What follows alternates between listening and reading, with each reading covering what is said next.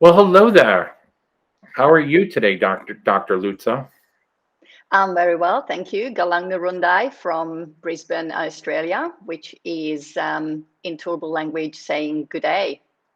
Well, good day. I even gave you a cheers mate earlier, so there you go.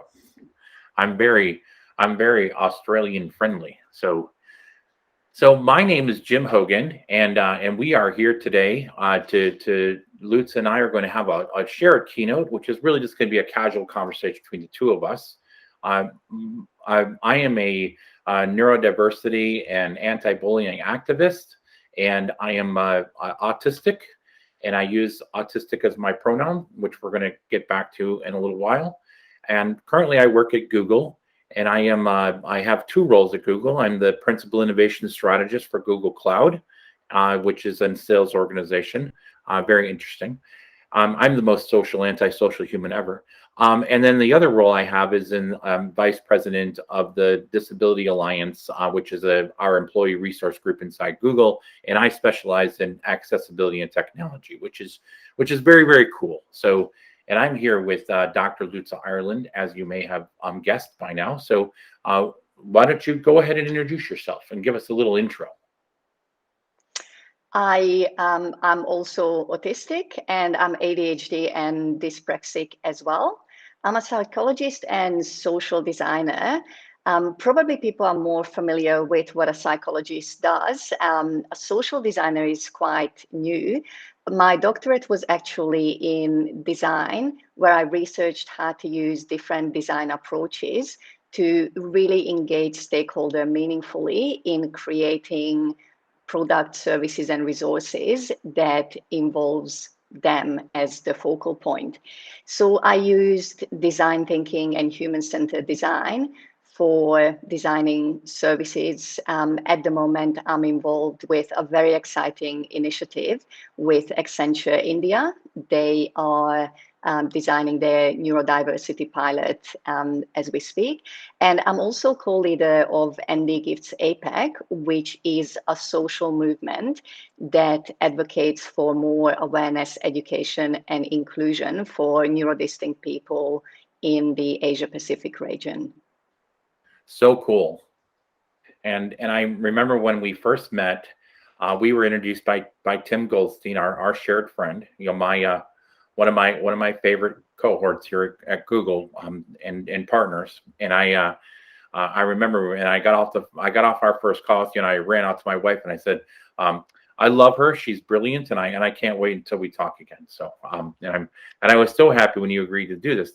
Because I've had some surgery recently, and I was kind of having a hard time with my recovery. And when we were coming up against the deadline for content, I wanted to make sure that I could produce something compelling, but I also needed your backup. So thank you very much. And I am officially off the prescription painkillers, but that's good. So you don't get to see me loopy, everyone. So, and I know we were going to start with you asking me the first question, so I can just get ready for that and prepare. So, okay, ready, go. Right. So, Jim, you are a neurodiversity activist and innovation strategist. Can you talk about your definition of neurodiversity? I can, because it's one of the things that I really like it when people get the definition right. And so, the way I describe it is we first start by looking at diversity, and I envision that I'm looking at a giant amphitheater, and it's the biggest amphitheater in the world, and in that audience is everybody who lives on Earth. So what I see are a lot of physical distinctions. I can see different hair color, I can see different skin tones, I can see different eye color, but what I can't see is how those people perceive the world. So if that joint collective, that large audience, is diversity and an inclusion, of the entire world, um, what I can't see of how they interpret the world is what I call neurodiversity. And just like diversity, it applies to everybody. And so for me, I was born physically distinct with blue eyes, just like somebody else I know, and I was also born autistic. So I have a physical distinction of blue eyes and a neuro distinction of autism, and so that's why I call myself a blue-eyed neurodistinct human. So I I don't like to use the term divergent because I wouldn't ever use a term that I wouldn't say somebody is physically divergent. Like I wouldn't walk up down the street and say, you know, Dr. Lutza, you look very physically divergent to me, because you would either get slapped or punched or something. And so I want to make sure that we're using terms that aren't divisive in any way, and that actually bring people together. And so we just mentioned Tim, but Tim and I were workshopping this, and I kind of felt the same way. It's like neurodiversity and calling a certain population othering and saying that this group over here is this neurodiverse population. We've kind of like redefined what diversity is by doing that. So that's why we want to make sure we're using terminologies that are not othering in any way, and we want to minimize anybody. So we started using the term physically distinct and neurodistinct, and that because it just makes the most sense that way. So, and I do talk about that quite a bit about my definition, and I hope sometimes it catches on. So because it's not my definition, it's just the way that I define diversity. It just was how I made the most sense of what Tim was trying to educate me about. So, but anyway, that's my answer to that. Could you explain how neurodiversity is connected to innovation? Yeah, so well, understanding neurodiversity is very important for many things, because it leads to what we do is we're trying to build awareness, and awareness will lead to acceptance. Acceptance leads to inclusion, and then inclusion leads to this elusive state of what we call belonging. And for 37 years, I went through my daily corporate life, and I was basically tormented everywhere I went. I was bullied. I wasn't happy. I didn't belong. I didn't feel like I belonged in the state I was in. I didn't feel like I belonged in the family I was in. So all of these things were just kind of a running, trying to escape, trying to find. But when I joined Google, I finally found out that belonging and getting that is actually very hard work, and it's not like you just stand someplace and you belong. You have to actually put the effort in and make sure that you can find people to tell your story. So what we also found is that when we do create that sense of belonging, that leads to innovation. And I call belonging the fuel for innovation. So I found a very cool way to connect my two passions together, which is talking about being autistic, and talking about building innovation cultures. And we're lecturing customers and partners about how belonging and bringing that culture and all of the different things we do with the DEI efforts across, and to build that immersive sense of belonging, that's very elusive, because what we found is that belonging being the fuel for innovation, and you have this misconception that people say failure is basically the currency for innovation. So if I have the ability to fail, I'll have the ability to innovate eventually. But unfortunately, the work where I'm working in healthcare, we don't have the ability to fail often, because you can't fail big. You can't explain that the operating room went down because you're trying to put something innovative in, and oops, I made a big mistake. I learned from it. I'm going to innovate better next time, because the currency and the wallet and the budget for failure is very, very small in certain organizations. So what we try to do is we try to bolster that by providing a better fuel and bringing belonging in. So it's and that's basically what I've talked about.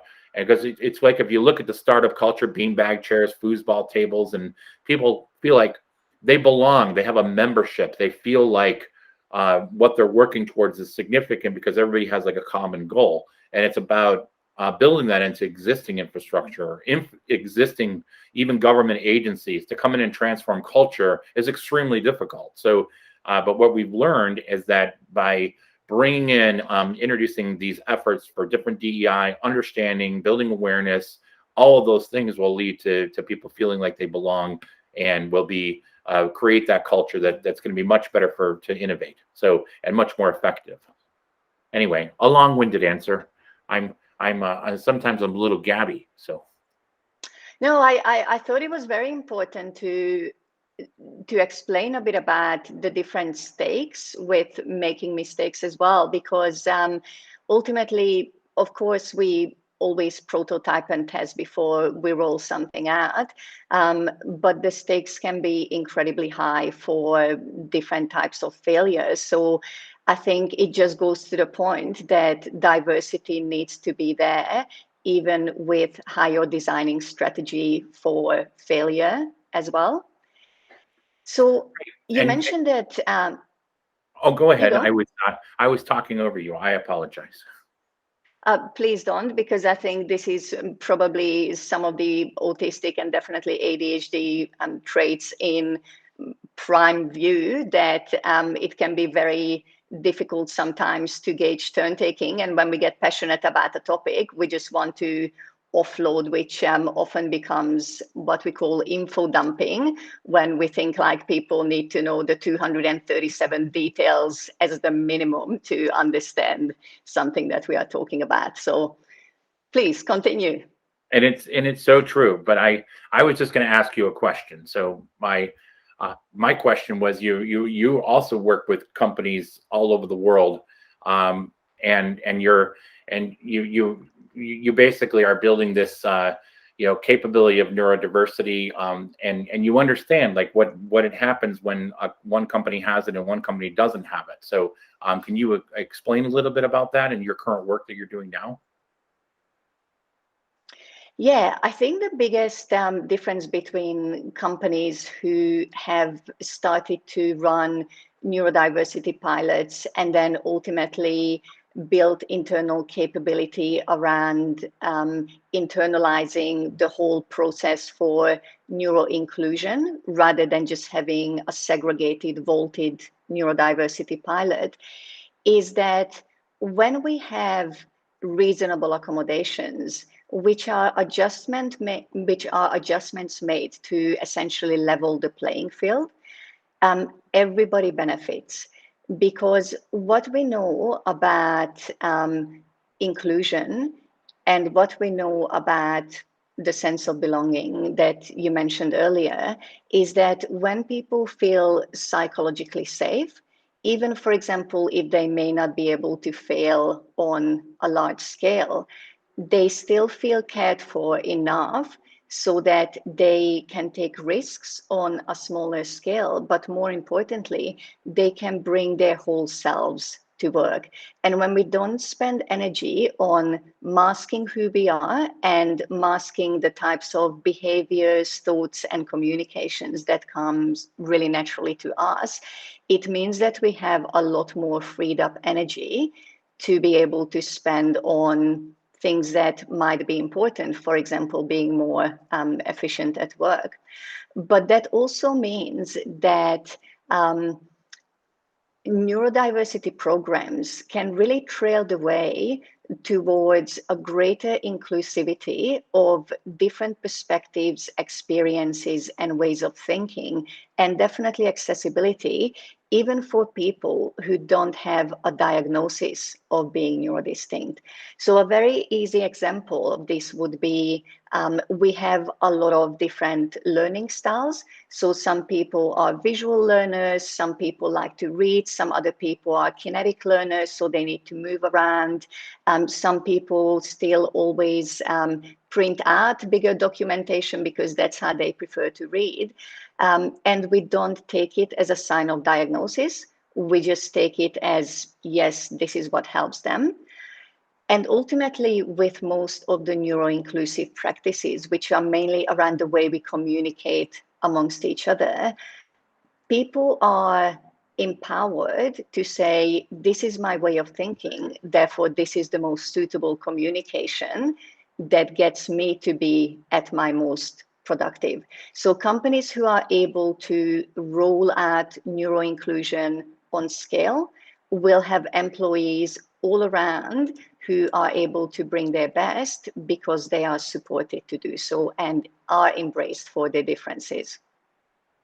Right, and that's so important. It's like when I was asked to give feedback, I had a very, very high level individual at Google come to me and say that, you know, he wanted to do an autism hiring program, or they're in the process of, my advice basically, or my initial feedback was like, don't do us any favors. The reason is that what people don't understand is that when you start saying, I'm going to hire a particular funnel full of people, and you talk about hiring, you forget about the people that you already have in the organization, first of all. Second of all, you need to make sure that all of that, that you don't look at the folks as a burden. You look at folks as that are going to be part of a community, and you have to set that, all of those basics, up. And so that's why we were so proud that instead of calling it a hiring program, we call it a career program. And we started retraining all of the hiring managers in Google Cloud and to understand what it's like to interview neurodistinct candidates, and how not to you have that unconscious bias way into making decisions about hiring them. So a lot of special care and feeding and training went into that before we even interviewed our first candidate. So, and my chair is stuck. Sorry.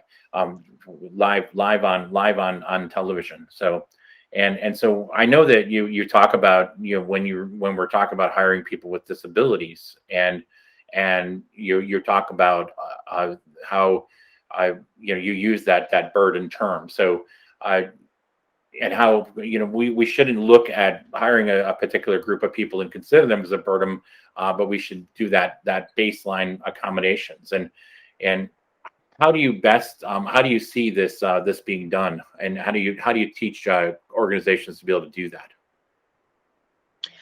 I think the biggest thing that people can do for inclusion in a whole is to start internal capability building, because diversity already exists within any organization.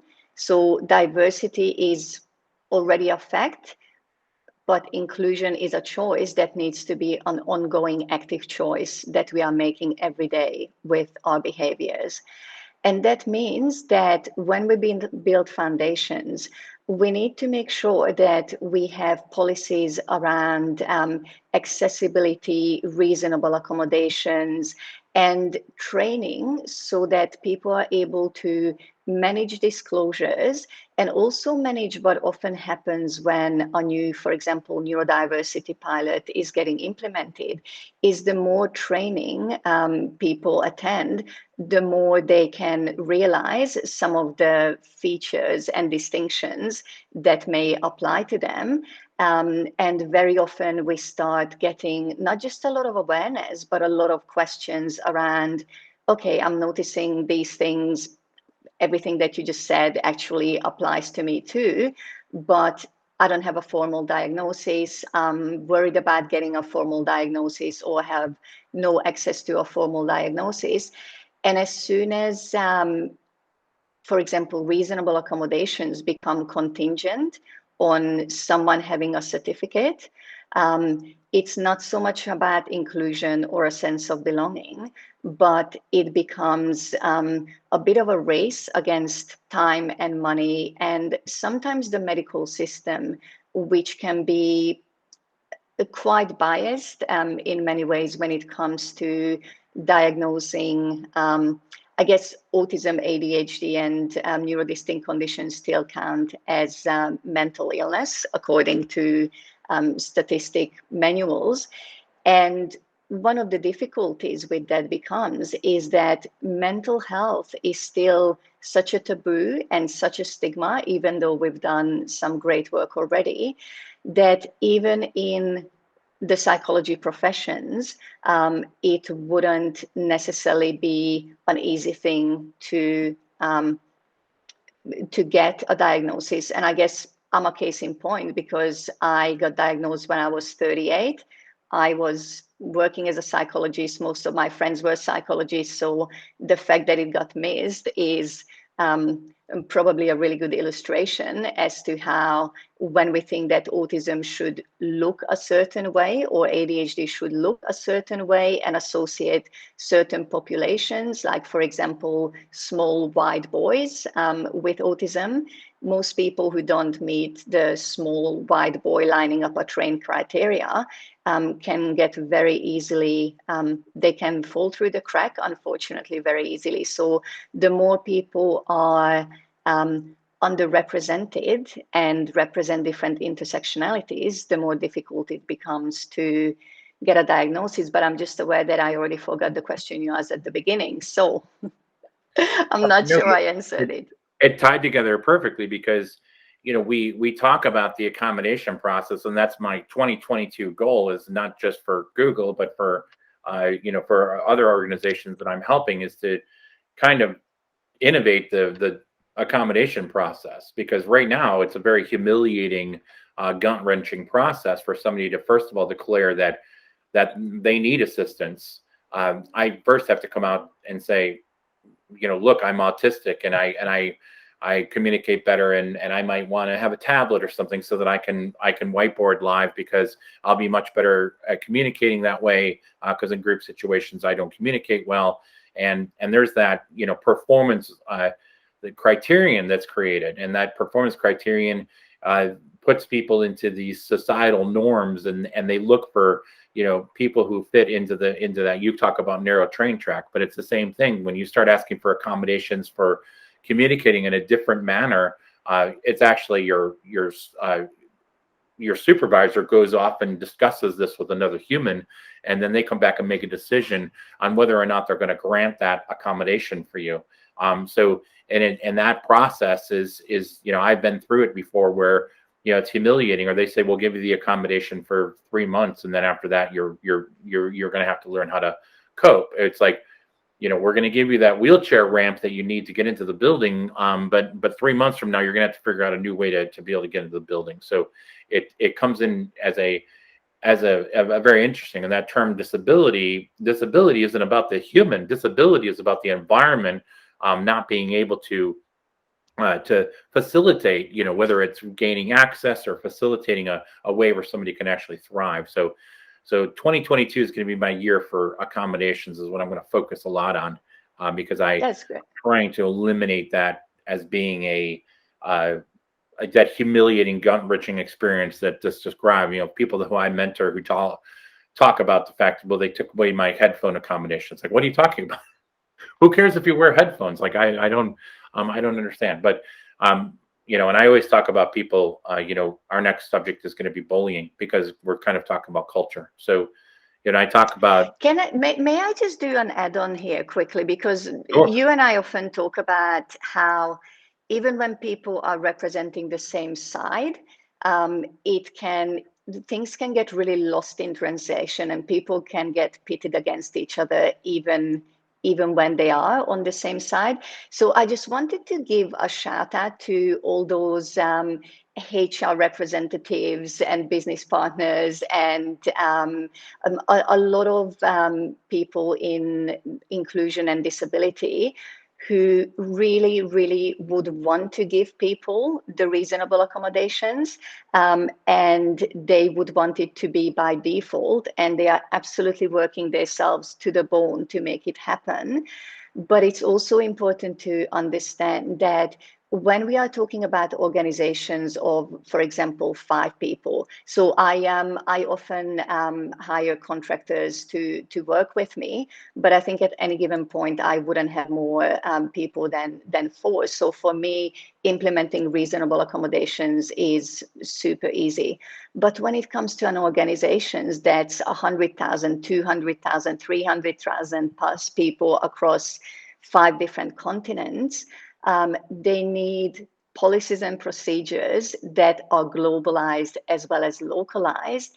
And so often, again, individuals fall through the crack, but I don't want some of the immense work on the HR and DEI front to also fall through the cracks, because we have some incredibly strong allies who are helping us immensely.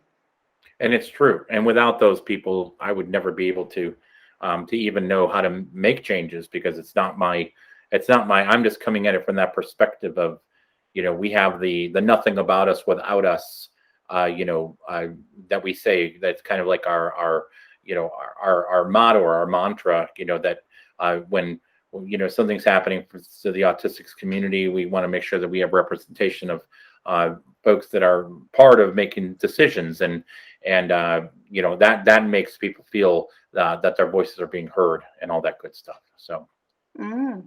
But you were just about to talk about bullying, which is something that is very close to your heart and something that is a very big part of you being an anti-bullying activist. Right. I mean, I was just going to talk about it because what most people don't understand is that bullying is, when you start looking at how bullying is perceived, especially in corporate America, usually the bully is going to win every single time. So, we talked a lot about the stigma of mental health, the mental health things that come along with it, and when you meet me, that I'm going to be this giant guy, and because I keep warning you. When I get to your island, you'll see that I'm a big guy, so I fit right in Australia probably. So, but my physically, people don't walk up in the street and start pushing me around. But in the world, in corporate America, once somebody finds out that I have a fragility in my mind, I become an easy target for somebody who values, being cruel over being kind. And I talk about the fact that, because I've been hospitalized over this, so it's kind of a huge deal. It's like, it's not like a one of the things that is like, oh, you got bullied. It's like, lick your wounds and go back and be, because it's actually created like quite a significant rift in my life. And, so I was going to kind of swing my little micro story into a question, and, which is how do you think would be a good thing once we start setting up these programs? We want to make sure we're creating safe atmospheres for people. So what's the best way to make sure that environments stay safe? And we talk a lot about psychological safety, but even at Google, I got bullied. So it was very well handled, and I'm very happy that I was able to get, I didn't have to flee, because that's usually what I do. I usually just run away, because you never can win. Whenever somebody who is willing to bully somebody, they have a pretty much a propensity to be able to tell a story any way that they want to make it look like gaslighting isn't even the beginning of it. So anyway, long-winded. How do you think we should bring the corporate bullying and incorporate that with these programs hand in hand? Mm. That's such an important topic, and thank you so much for sharing such a personal experience so generously. Um, One thing about psychological safety, to start with, is that it is something that needs to develop as a process. It doesn't automatically become a thing just because someone says that there is psychological safety. Even as a psychologist, I never assume or say that people should trust me because I'm a psychologist, because we know that there are some psychologists out there, just like in any profession, who, even if they want to do the right thing and the best thing, it might not be what best suits the individual. And I'm sure that I have made mistakes. And when someone highlights that I, for example, mishandled something or misunderstood something, I stand by it, I apologize, I take it on board and try to do better next time. Because as you said, when we work with health, whether it's physical health in a surgery theater, or whether it's mental health in an office or mental health even at work, mistakes can be very, very costly because we are, in fact, dealing with human lives. So one of the things about psychological safety is understanding that it's not the lack of getting triggered. So we cannot create a completely safe environment where nobody gets invalidated or misunderstood or offended at any point. It's more around, we need to create an environment where there is more safety around being able to be authentic, and then navigate the difficult boundaries around what it essentially means that when we are all authentic, because we all have such different needs, wishes, priorities, and preferences, they will come up against each other. So it's building inclusion and psychological safety in a way that we know that it's going to be a journey that is not going to be done in 6 months, 12 months, or 3 years, which is often the average length of neurodiversity pilots. These are things that we're going to work on for decades from now on. And I would like to acknowledge all the incredible work that already has gone into even being able to have pilots, because they have in fact opened the door, and we are just building on some of the findings. For example, that yes, autistic and neurodistinct people in general have a lot to bring to workplaces, and so let's not segregate them into pilots, let's start scaling it. But it's a massive job. So we need to build a culture of tolerance as well, tolerating each other's quirks and failures, and being patient around the process. Right, and you explained this so well.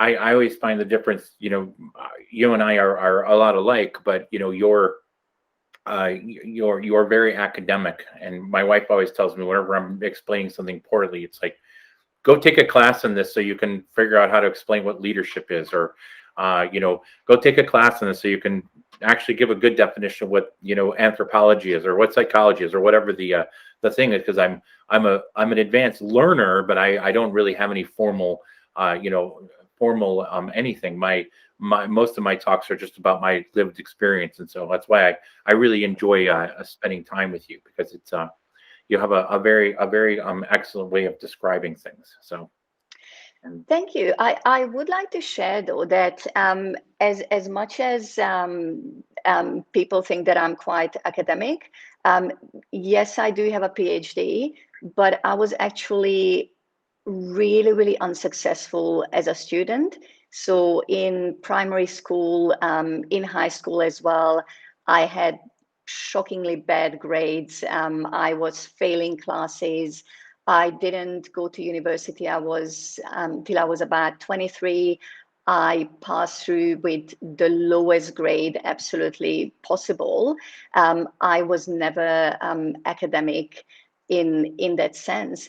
And what essentially enabled me even to do university is that online universities became available, because as an undiagnosed autistic ADHD woman, I didn't realize that me not being able to sit for extended times and listen to purely auditory input, or having more that generally sense of not understanding why we are learning about different things and how it connects to anything, that is not conducive to my learning style at all. So I also want to put it out there that a lot of when I'm talking about neurodiversity at work is around code switching for me, or it's quite an algorithm based speak. But when you and I talk in person, often we talk a lot more freely. So I don't want people's speech pattern ever to be confused with their intelligence or knowledge around the topic, because I think,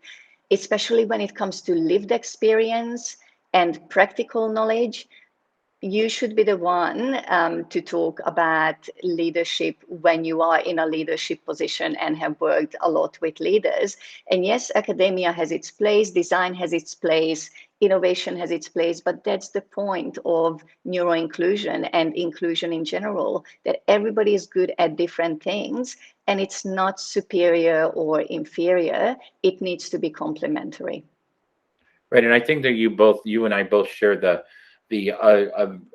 our curiosity into something, and when it's something that I want to research, like I'll become a deep expert in it, and I think that's probably what Google likes most about me is they always come to me and say, hey, what about doing something like this, and then they know that I'm going to get all tantalized and go research the hell out of it, and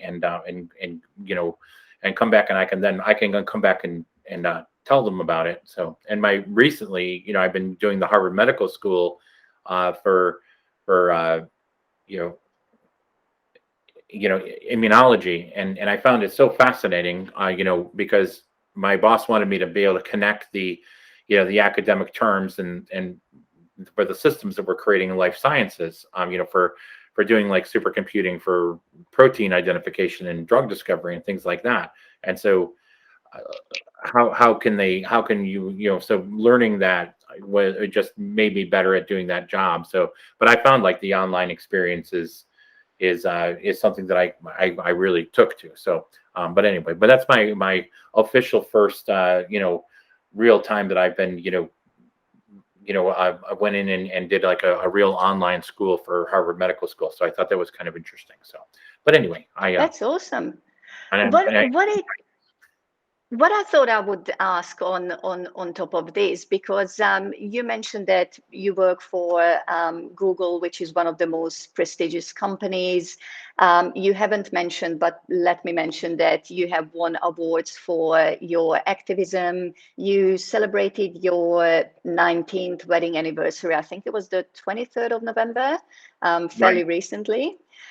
So congratulations on that one. So by all measures, you would be someone who is seen as very highly accomplished because, of course, you are.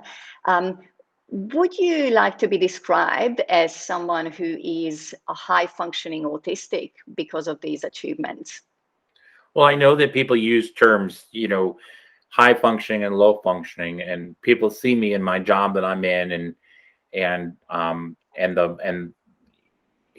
don't like the terms because I think it's very, it minimalizes somebody else's, contributions to humanity. It's like you know putting a commodity value on what what somebody is capable of doing. And then the other thing it does is it minimizes my lived experience, because my life is hard. I mean, I am my the things that I do to try to keep myself, where, for instance, if I'm going to a new location, like I can actually become terribly lost and become very anxious, and you've all of a sudden got a 6'4", 280-pound angry person in a lobby because I can't find something, and people don't look on that very kindly. It's like when you hear about people having a tantrum, and then you imagine that happening with a grown man like myself.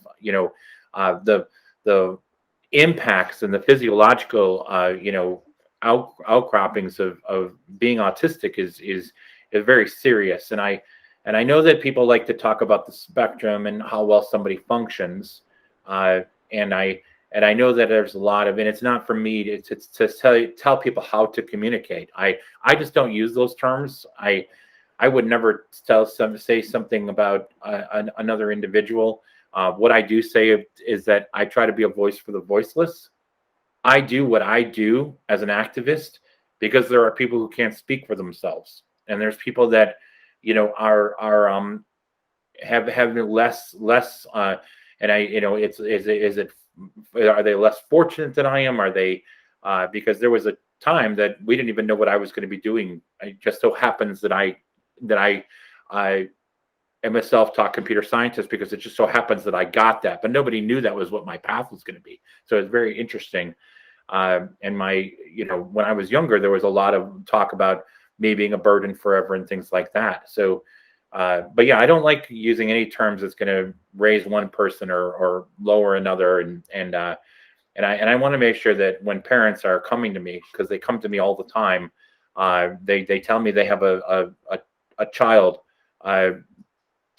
who is born autistic, and I want to know what their future is going to be, and tell me how you got to where you got, and I and they're being bullied and they're being whatever. And it's like I went through that whole lived experience. Like every day of my life I was bullied. Every day when I was younger, I used to be beat up and spit on and kicked, and then it didn't change when I went to corporate America. They just stopped beating me up and started tormenting me psychologically, and I'm damaged because of it. I have like total PTSD, and I sometimes I'm not giving the parent a very good impression when I say, by the way, your 7-year-old, that bullying, it's never going to end. Like, you never, and I don't know a way to say it unless we can cure humanity or cure cruelty, or start to educate people.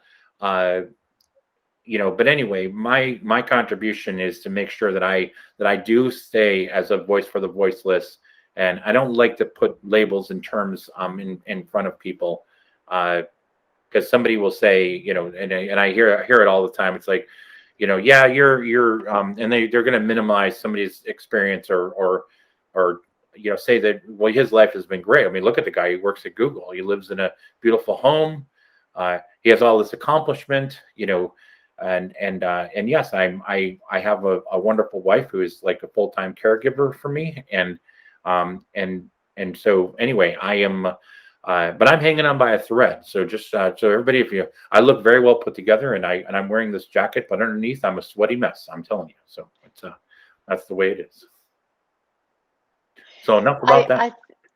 Yeah, but I do think that it's so important to mention that when we talk about supposedly high functioning and low functioning, one of the definitions I heard is that when we talk about high functioning, it minimizes people's struggles, and when we talk about low functioning, it minimizes people's strengths. And that's a definition that I really like, because as much as we are very actively advocating for more neurodiversity inclusion and neurodiversity pilots, and you and I have autistic, and in my case, autistic and ADHD in my pronouns as well, it can be really advantageous and useful with advocacy, but in real life, it's still not an easy life to be autistic or ADHD dyspraxic. Shout out to all the other neurodistinct conditions that we exist with.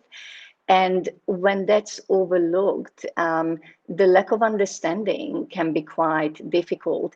At the same time, I do want to give some cause for hope, because we have a lot of movement on this front. What you have been doing, what a lot of individuals as well as companies are doing, have had an incredible ripple effect on communities, because as much as we talk about home life and work life separation, I think especially with now and COVID and lockdowns, that is just not a thing. I think, yes, we have different aspects of our personalities that comes through at work versus in non-work situations, but we are still the same people. And so one of the things that is really important to know, that when we have more neuro-inclusion at work, that has an absolute ripple effect on families and communities by extension. So somebody being able to make a living, be financially secure, be rewarded for it, having meaningful occupation and the opportunity to contribute to something bigger than yourself through work, that gives people such pride and a sense of accomplishment that their families and their communities can also feel a lot better and a lot safer and a lot more at ease. Just like you said, that it's no longer a burden, it's something to be proud of. And so when parents talk to me about worries about so-called low-functioning autistic people, which is often in the context, for example, non-speaking or non-reliably speaking autistic individuals, one of the things that always comes to mind is I have seen it times and times again, that when organizations have executives who have, for example, an autistic child who is what we may call low functioning, there are some immense changes that are happening and rippling through whole policies, which can impact tens and hundreds of thousands of employees all at once, because the organization becomes more neuro-inclusive. So I think when we zoom out and think about contributions more collectively, as opposed to what is this one person bringing into capitalism in terms of their paid employment production value, what we will see is that sometimes a 2-3 years old child just by their pure existence, have impacted the lives of tens and hundreds of thousands of people. So, if that's not a massive contribution, then I don't know what is. Right, and it's just like that. That's the story with Rob Enslin, who's our president at Google Cloud, and he became an ally because his friend uh, Ernie and Lizel Els, when their son Ben was born, they started to focus on him being autistic and that experience, and started the Els for Autism, and built the gorgeous education center, and they have the president of my company is an ally and a friend of mine, because he was very interested in hearing about my story and everything. So I don't know if that made it's, but that's just an example of where that allyship comes in to play.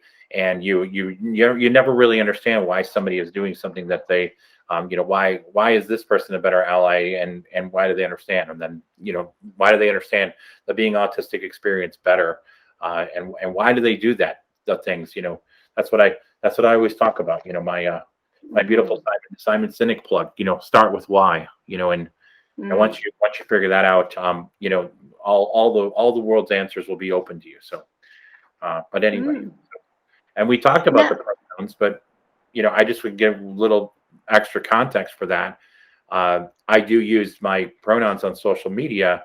It kind of started off as an experiment, because I was born autistic. I'm not something that I didn't like go out and catch this in the jungle someplace like malaria. And you didn't get it from vaccination either. Let's clarify that. Right, No. didn't get it from, I was born this way, and as being born this way, I do identify as an autistic individual, and because it's not something that I can have tattooed on my forehead, I do use pronouns for that.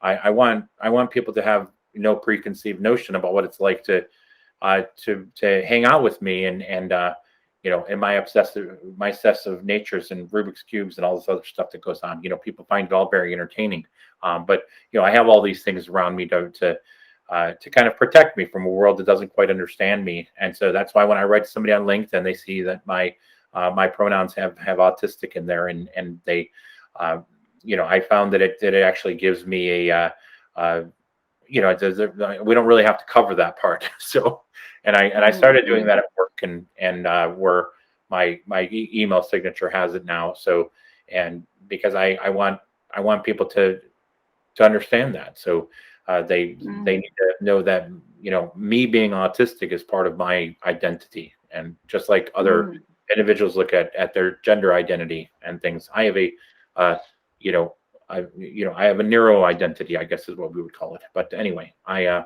that's why I do that. And I know that you were around the same time. We hatched that. You're individually, of course, but I know you started doing it too. So. Yeah, and for me, it was interesting because I played around with whether to put the gender pronouns first or second, because for me, using gender pronouns is more a sign of being an ally for gender inclusion. And then I ended up with my current pronouns being autistic, ADHD, and then gender pronouns, because I realized that I actually identify not so much just as an autistic person, but an autistic and ADHD woman. And woman is quite important in here, because when it comes to intersectionality, women and gender diverse individuals very often get misdiagnosed or not diagnosed because they're I guess different presentations of neurodistinctions are taken as a sign of very often PTSD, borderline personality disorder, or in many cases just culturally being overlooked, because women are often, for example, socialized in a way that we can follow social scripts a lot easier. So it was important for me to highlight that women can be autistic and ADHD as well. But one thing I would like to follow up on, because we have talked about some of the great work that you have done and have been acknowledged for at work. And sorry, I'm actually just going to circle back about pronouns, because one thing around pronouns and being out and about with autism is that it also is a journey. So for those of you who are listening today, please do not feel any pressure to put pronouns in your LinkedIn or pronouns on your Facebook. Only do it if you weighed up the pros and cons, because as much as there are pros and we can take pride in our identities, there are some cons of being publicly identified. And by and large, the world is not at a state of maturity where announcing freely that you are neurodistinct is going to help you in every situation. And in fact, there are situations where it may actively disadvantage you. So if you feel like you have the current capacity to play around with it, know that the internet pretty much keeps a record of everything. So, be careful with playing as well, but do not put yourself under any massive pressure, because that's about sharing. We have people like you, Jim, or me at the moment. We have the capacity to do this, trial it. If people want to join in when it's a bit more socialized as more early adapters, then go for it then. So back to my question to you. Because you're doing so much work, which is amazing, and it's great to see that finally not only you have a sense of belonging, but your immense efforts have paid some dividends as well, and there is some recognition of all the work that you have been putting in for 37 years, but it just started to become a lot more public. So those are something that people can read on your LinkedIn. What I really want others to know, because often when it comes to neurodistinction, we can have such different ways of communicating care and love and empathy that it gets very dubious whether somebody cares or not. And for those of you who don't have the fortune of knowing you personally, I consider you to be a very close friend who can absolutely always be counted on. And you are a very warm and caring person. And one of the examples that I have is just in general, your non-acknowledged personal community work is what happened to your car. Could you talk about what happened to Sherman? Yeah, so I hadn't bought a new car since fall of 1992. So I remember I walked into a Lexus dealership and I bought a Lexus, and that was the last time I bought a new car. It was a 1993 Lexus GS 300. So since then it's all been used cars, and I pretty much so about probably it's been 11 or 12 years ago now. I bought a used Volvo, and while we were on their test drive, we actually got into an accident, like driving, and some truck hit us, and we came back and said, and I got out of the car and said, this thing's built like a Sherman tank. So I named him Sherman, and Sherman has been my companion. And a lot of people say, like, you know it's not a human thing, it's an inanimate object, but I'm actually on the strange part where I name things, and I name computers. I name my old cars and new cars, and so, but anyway, but Sherman was pretty much been through lots of miles and everything like that, and when it came time to sell him, he basically has no value. I was going to donate him, and then they said, he's worth like $100, and like $100. He's not worth $100. He's is because they're looking at value as as something that and I had just put a big repair bill to him. So, but anyway, I pinged my friends and family and asked if there's anybody who needs a great car that needs like a little bit of a leg up. and because he's a really great dependable car, really good, great Volvo XC90, be on the road forever.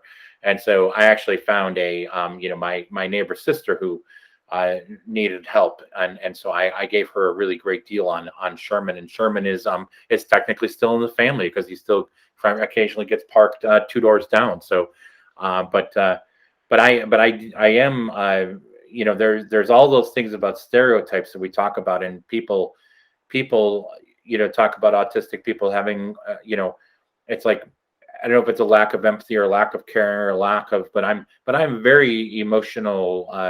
I'm very hard on my sleeve. I will be the first to come out and tell a friend that that I love them and that I'm here for them and all those things, because for me it's like that just comes very easily for me. It also puts me into that thing where I have high affinity for people. Like very quickly I really like this human, and I want to hang around the human, and so sometimes it's a little bit uncomfortable because I'm like way further along in a relationship than they are, even if it's just a friendship, because of course it's a friendship because Karen and I have been married for 19 years. But anyway, it's like but that's one of the things that people always think autistic people are just cold-hearted, and empathy is something that empathy is actually a learned behavior. It's not something that you're born with. You have to experience some things, and I am a very empathetic. I always tell people I'm the dumbest leader in the world because I lead with my heart. I've never led with my head a day in my life, and because that's what you have to do. And people always ask me, it's like, Jim, you were bullied, and how can you tell if somebody's being bullied? It's like, you can tell somebody's being bullied because they're not themselves. Like, if you're leading with your heart, when somebody that person is going to become, they're going to become quieter. They're not going to show interest in things they used to have interest in at work. When you ask them how they're doing, they're not going to give you that normal answer and things like that. So, and I think that just,